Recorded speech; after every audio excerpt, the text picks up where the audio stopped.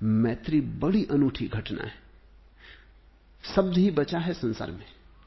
मैत्री के फूल बहुत कम खिलते हैं, क्योंकि मैत्री के फूल के खिलने के लिए दो ऐसे व्यक्ति चाहिए जो निष्कपट हो, जिनके बीच माया ना हो। माया मैत्री को नष्ट करती है और लोभ सब कुछ नष्ट कर देता है। अगर तुम्हारी जिंदगी में खंडहर ही खंडहर मालूम पड़ता हो, मरुद्धान का कहीं कोई पता ना चलता हो, मरुस्थल ही मरुस्थल, तो एक बात जान लेना कि तुमने लोभ के ढंग से ही जीना सीखा है, तुम और कुछ नहीं जान पाए। लोभ सब कुछ नष्ट कर देता। ये महावीर निदान कर रहे हैं। वो ये कह रहे हैं, अगर तुम्हारी जिंदगी में कोई रस वर्षा न होती हो तो दोष मत देना किसी को। इतना ही जानना कि तुम लोभ में बड़े गहरे उतर गए हो, तुमने लोभ की बड़ी गहरी सीढ़ियां पार कर ली, तुम लोभ के कुएं में डूब गए हो। तो ही ऐसा होता है कि सब नष्ट हो जाए।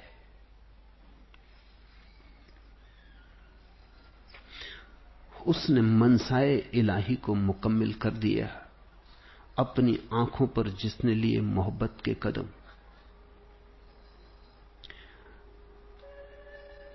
जिसने मैत्री सीखी, जिसने प्रेम सीखा, जिसने मैत्री के लिए माया छोड़ी, जिसने प्रेम के लिए क्रोध छोड़ा, जिसने विनय के लिए मान छोड़ा, और जिसने जीवन को सृजनात्मक गति देने के लिए लोभ से विदा ली, उसने मनसा ही इलाही को मुकम्मिल कर दिया। उसने परमात्मा की आकांक्षा पूरी कर दी। अपनी आंखों पर जिसने लिए मोहब्बत के कदम, फिर उसकी आंखों पर मोहब्बत की छाया पड़ने लगी, फिर उसके हृदय में मोहब्बत के कमल खिलने लगे। प्रेम परम घटना है। अब इसे हम समझें। महावीर कहते हैं लोभ से सब नष्ट हो जाता है और प्रेम से सब उपलब्ध हो जाता है।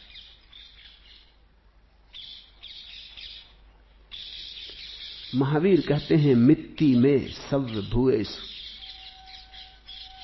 सबसे मैत्री, सबसे प्रेम, सर्वभूतों से। क्योंकि महावीर कहते हैं एक से ही प्रेम करने में इतने कमल खिलते हैं, जरा सोचो। सबसे प्रेम, प्रेम तुम्हारा स्वभाव बन जाए। प्रेम संबंध ना रहे। ऐसा नहीं कि किसी से प्रेम और किसी से नहीं, क्योंकि ऐसे प्रेम में तो कुछ ना कुछ कमी रह जाएगी। ऐसे प्रेम में तो सीमा होगी। बस प्रेम, प्रेम तुम्हारा होने का ढंग, प्रेम तुम्हारे होने की सुगंध सुरभि, प्रेम तुम्हारे होने की व्यवस्था। कोई ना भी हो, तुम अकेले कमरे में बैठे हो तो भी प्रेम से भरे बैठे हो, उस शून्य में ही प्रेम उंडेल रहे हो। वृक्षों के पास बैठे हो तो वृक्षों से प्रेम वार्ता चल रही। चांद तारों को देखा है तो वहीं प्रेम का आलिंगन होने लगा। सरिता सागर के पास गए हो तो वहीं मैत्री का सुर बजने लगा। अकेले की भीड़ में, अकेले की सांस में, सुख में कि दुख में, लेकिन प्रेम की वीणा बजती ही रहे। वो तुम्हारे भीतर श्वास हो जाए, अहिर्निश, पता हो ना पता हो, श्वास जैसे चलती रहती है, ऐसा प्रेम भी डोलता रहे। इस प्रेम की परम घटना के लिए महावीर ने अहिंसा नाम दिया है।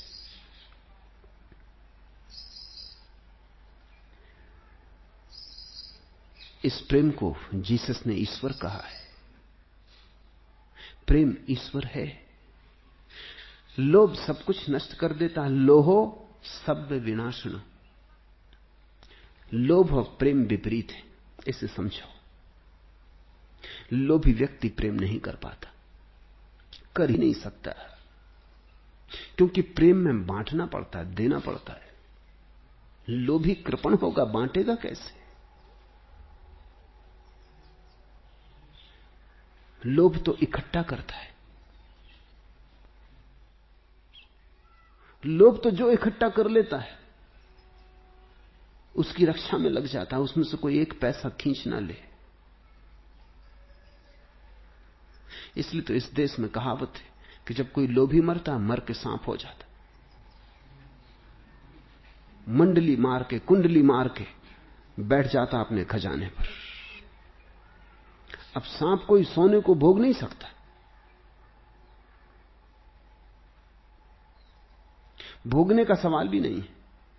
लोभी बड़ा अद्भुत आदमी, जरा उसको समझो, क्योंकि वो सबके भीतर छिपा है, उसे समझना जरूरी है। लोभी बड़ा अनूठा आदमी है, साधारण घटना नहीं है लोभी। लोभी उतनी ही बड़ी असाधारण घटना है जितनी बड़ी असाधारण घटना प्रेमी। दोनों छोर है, अतियां हैं। लोभी भोगता नहीं, सिर्फ भोग की आशा को भोगता है। धन इकट्ठा कर लेता है, उसे खर्च नहीं करता, खर्च में तो कम होगा। धन इकट्ठा कर लेने में ही उसका भोग है। धन तो सिर्फ संभावना है। तुम सोने की ईंट रख के बैठे रहो कि मिट्टी की ईंट रख के बैठ लो, कुछ फर्क ना पड़ेगा।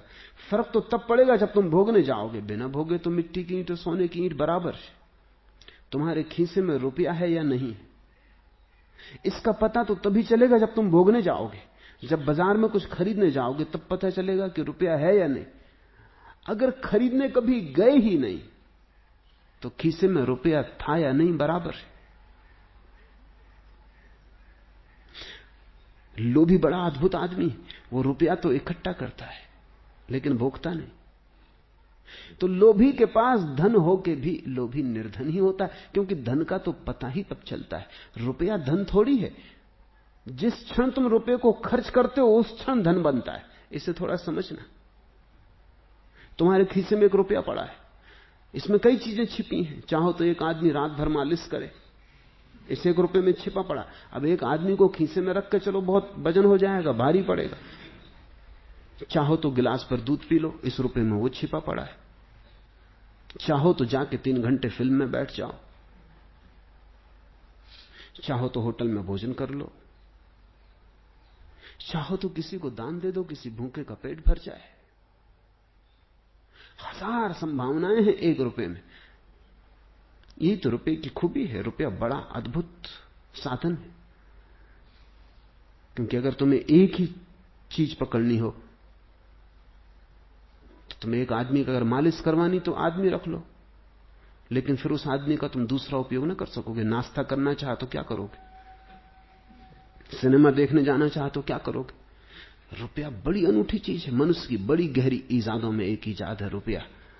इसमें सब चीजें समाई है, लेकिन अभी कोई भी चीज प्रत्यक्ष नहीं है, सब अप्रत्यक्ष है। अभी कोई भी चीज वास्तविक नहीं है, सिर्फ संभावना है।